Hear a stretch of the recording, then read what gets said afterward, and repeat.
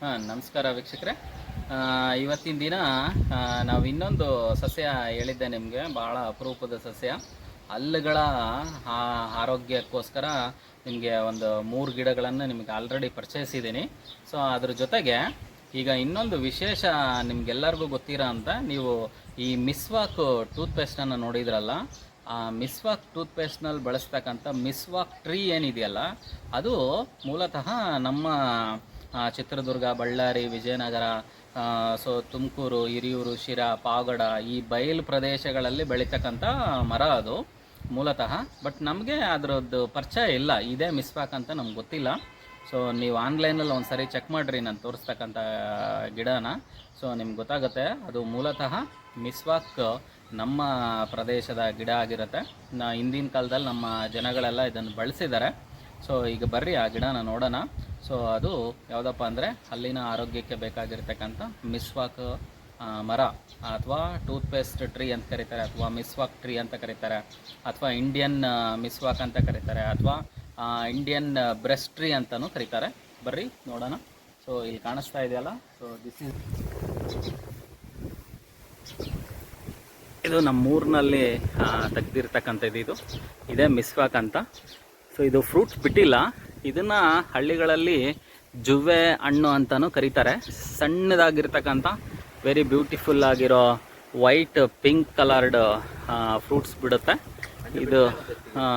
ಇದು ಎಲೆಗಳೂ ತುಂಬ ಖಾರ ಮತ್ತು ಘಾಟ್ ಇರುತ್ತೆ. ನೋಡ್ಕೊಳ್ರಿ ಇದನ್ನು. ಸೊ ಇದ್ರದ್ದು ಏನು ಅಂತಂದರೆ ಕಾಂಡ ಅಂದರೆ ಸ್ಟಿಕ್ಕು, ಇದ್ರ ಕಡ್ಡಿ ಮತ್ತು ಬೇರಿನ ಕಡ್ಡಿಗಳನ್ನು ಏನು ಮಾಡ್ತಾರೆ ಅಂದರೆ ಟೂತ್ಪೇಸ್ಟ್ ಆಗಿ ಅಥವಾ ಟೂತ್ ಬ್ರಷ್ ಆಗಿ ಇದನ್ನು ಬಳಸಿ ಹಲ್ಲುಜ್ಜೋದ್ರಿಂದ ನಮ್ಮ ಹಲ್ಲಿನ ಸಮಸ್ಯೆಗಳು, ಅಂದರೆ ಎಲ್ಲ ಸಮಸ್ಯೆಗಳ ಪರಿಹಾರಕ್ಕೆ ಇದನ್ನು ಏನು ಮಾಡ್ತಾರೆ, ಬಳಸ್ತಾಯಿದ್ರು ಹಿಂದಿನ ಕಾಲದಲ್ಲಿ. ಇದನ್ನೇ ಕಂಪ್ನಿಯವರು ಏನಾಗಿದ್ದಾರೆ ಅಂದರೆ ಅದನ್ನು ಪೇಸ್ಟಿನ ಫಾರಮ್ನಲ್ಲಿ ತೊಗೊಂಬಂದಿದ್ದಾರೆ.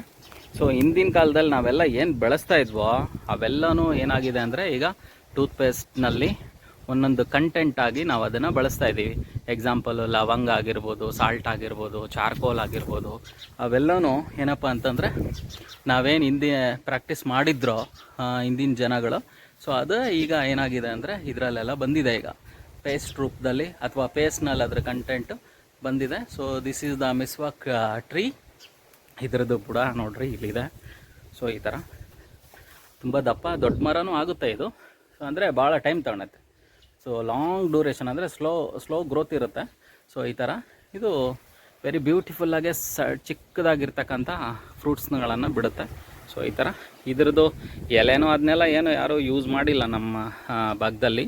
ಸೊ ಇದನ್ನೆಲ್ಲ ಏನಕ್ಕೆ ಬಳಸ್ತಾರೆ ಅಂತಂದರೆ ಹೆಚ್ಚಿನದಾಗಿ ದೇವಸ್ಥಾನಗಳ ಹತ್ರ ಇರುತ್ತೆ ಇದು ಮರ. ಇದನ್ನು ಬ್ರಷ್ ಆಗಿ ಬಳಸಿದ್ದಾರೆ ಅಷ್ಟೇ ಹಿಂದಿನ ಕಾಲದಲ್ಲಿ. ಇತ್ತೀಚೆಗೆ ನಾವು ಇದನ್ನೆಲ್ಲ ಮರ್ತೋಗಿದ್ದೀವಿ. ಹಂಗಾಗಿ ಇದೇ ಮಿಸ್ವಾಕ್ ಟ್ರೀ ಅಂತ ನಮಗೆ ಗೊತ್ತಿಲ್ಲ, ಅಂದರೆ ನಮಗೆ ಆ ಜ್ಞಾನ ಹೊರಟೋಗಿದೆ.